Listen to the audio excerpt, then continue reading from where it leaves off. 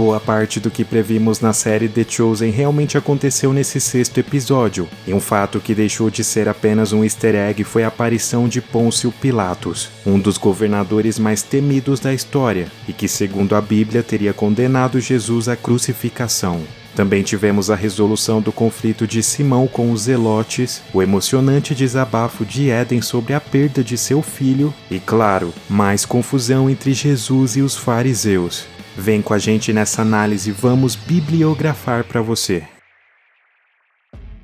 Para quem pegou a referência inicial do episódio, percebeu que a cena não se tratava apenas de um sonho da mulher de Pilatos, mas sim de uma visão futura de Jesus no Getsemane, com seus discípulos dormindo poucas horas antes dele ser capturado. E pela reação de Cláudia acordando assustada, podemos deduzir que ela ainda não sabe quem são as pessoas da visão, muito menos se tratar de Jesus, que provavelmente se tornará um rosto recorrente em sua mente a partir de agora, pelo menos até o dia do julgamento, fazendo menção ao versículo de Mateus 27:19, que diz: Enquanto Pilatos estava sentado no trono, a sua esposa lhe mandou o seguinte recado: Não tenha nada a ver com esse homem inocente, porque esta noite num sonho eu sofri muito por causa dele. E aqui também vemos Pilatos oficialmente na série, e não Herodes, como dissemos em análises anteriores, mas sim Pôncio Pilatos, que diz a sua mulher ter um encontro marcado com uma pessoa naquele dia. Esse encontro era com o agente secreto Áticos, que tinha muitas informações a serem repassadas sobre o que vinha acontecendo na Galileia.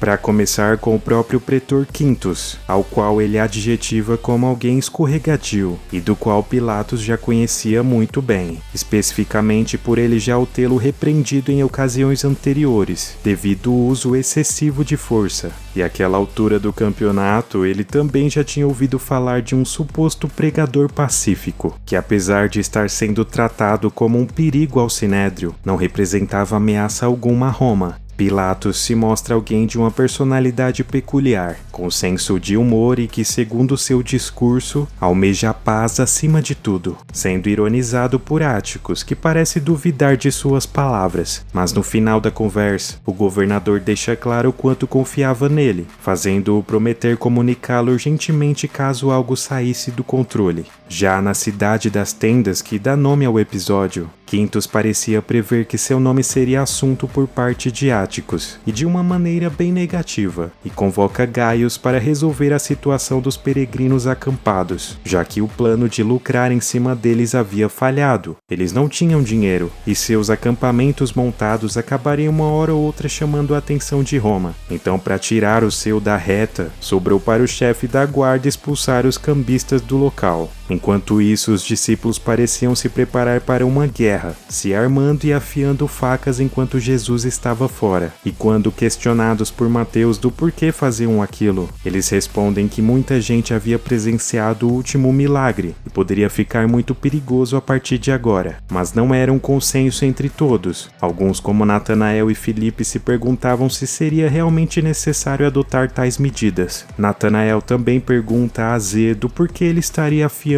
uma adaga ao invés de facas de cozinha, igual aos outros, mas ele apenas diz que não poderia confiar a ele certas informações e desaparece repentinamente. Enquanto o nosso Zelote escondia alguns segredos, Maria e Tamar decidiam lavar a roupa suja. Desde o início dessa temporada era notório alguns desconfortos que vinham rolando entre elas, especificamente da parte de Maria, que andava demonstrando insatisfação com algumas atitudes de Tamar, como por exemplo não medir as palavras para criticar algo que não fosse de seu agrado, chegando até mesmo a ser rude em alguns momentos, considerando uma falta de respeito por Maria, que também achava que ela não entendia o sofrimento de seu povo por não ser judia. Tamar pela primeira vez abre seu coração e a explica o quanto para ela também era difícil estar ali, mostrando seu colar marcado por sangue, diz ter vindo de um país em guerra, onde resultou na devastação de sua aldeia e perda de sua família, comovendo Maria, que se desculpa com ela e a pede perdão, e em um abraço apertado as duas fazem as pazes de uma vez por todas, podendo voltarem a focar no que realmente importava, a produção dos óleos de oliva. Também também não poderia deixar de comentar o momento em que Maria abre o baú onde Judas depositava os recursos do ministério para pegar uma doação de Joana, que serviria para a compra de alguns produtos, e ela demonstra ver algo de errado, talvez com os valores, porém não especificado no episódio, que nos faz imaginar poder se tratar das primeiras insinuações de que Judas estaria roubando dinheiro, como é dito nos evangelhos. Porém, teremos que esperar mais um pouco para ter certeza. E falando em Judas, naquela mesma noite, enquanto dormia na casa de André junto com Filipe, um jovem chamado Leandro assusta-os entrando pela janela com uma faca na mão, não sendo alguém do qual os discípulos lembravam conhecer, mas ele diz ter vindo de Decápolis, da região em que os dois haviam pregado na missão, e pedia-os que voltassem com ele, pois após suas partidas as cidades de Decápolis haviam se transformado em um caos completo, devido ao panteão de crenças locais ter sido afetado pelos novos convertidos, que solicitavam o retorno dos discípulos para ajudarem a reduzir os danos, e eles partem para uma nova viagem.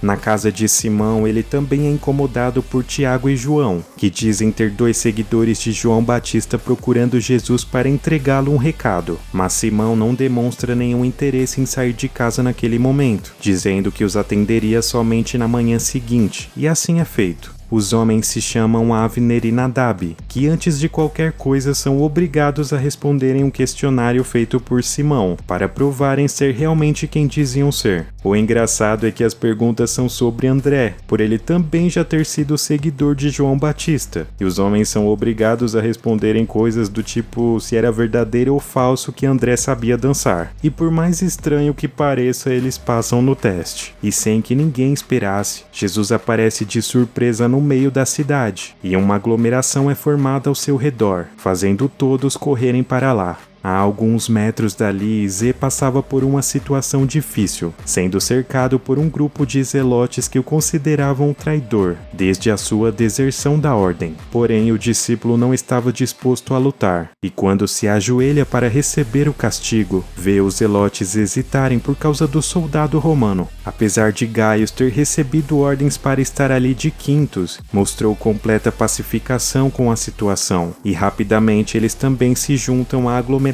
de Jesus. O povo havia formado fila para receber a cura, e Jesus tratou um por um desde os cegos aos surdos e mancos, à vista de todos, inclusive dos fariseus, até que Avner e Nadab fazem-no a pergunta a mando de João, de que se realmente era ele o Messias ou se eles deveriam esperar outro, recebendo uma resposta pública daquelas, que faz as coisas esquentarem para o seu lado. Áquiva fica irado. Jesus reafirma ser sim o Messias e faz longos elogios a João Batista, apesar da demonstração de descontentamento e dúvidas do profeta. O fariseu acusa Jesus de estar blasfemando e, mais do que isso, curando pessoas com o poder de demônios, que é rebatido por ele ao pedir que ninguém ignorasse as evidências do reino de Deus, e ai daqueles que o fizessem. Ao sentir que as coisas ficariam feias para o lado de Jesus, Jairo interrompe o sermão lembrando que era permitido somente o ajuntamento de 25 pessoas no máximo, e Gaius ajuda a dispersar a multidão. Longe dali e em segurança, Jesus, que estava com Simão, Tiago e João, é abordado pelo seu velho amigo Barnabé, que havia presenciado a cura do homem cego e se sentido encorajado a pedir ao mestre que fizesse o mesmo por Tchula. Jesus questiona a mulher do porquê ela nunca antes teria pedido a ele que a curasse, e Tchula responde ao Senhor que havia tantas outras pessoas com mais urgência na sua frente, que ela não queria incomodá-lo e fazê-lo perder tempo consigo, emocionando Jesus com seu ato de fé e humildade, que a faz voltar a enxergar após longos 10 anos, e cura também a perna de Barnabé, fazendo os dois saírem dali cheios de alegria. E para terminar, Simão chega em casa muito animado, com várias histórias para contar sobre os acontecimentos do dia. Porém, sem rodeios, Éden direta e reta conta a ele sobre a perda de seu filho, e daquilo que a estava corroendo por dentro, fazendo até mesmo o discípulo mais forte do grupo desmoronar na sua frente, se perguntando por que aquilo teria acontecido com eles. Por quê? E nós lembramos a todos que a season finale, ou seja, os 2 últimos episódios dessa temporada, serão exibidos somente a partir do dia 4 de fevereiro. Portanto, teremos um hiato de 2 semanas com a conclusão épica da fase 3, que retornará com a famosa multiplicação de pães e peixes, sem efeitos práticos, mas sim com 5.000 atores reais recriando a cena. E claro, você poderá acompanhar todos esses detalhes com exclusividade aqui no canal. É só anotar na agenda. Esperamos por você. Venha ser alimentado. E recado tá dado. Gostou desse episódio? Quer receber as próximas análises assim que forem lançadas? É só se inscrever no canal. Esperamos você no próximo vídeo. A todos, tchau!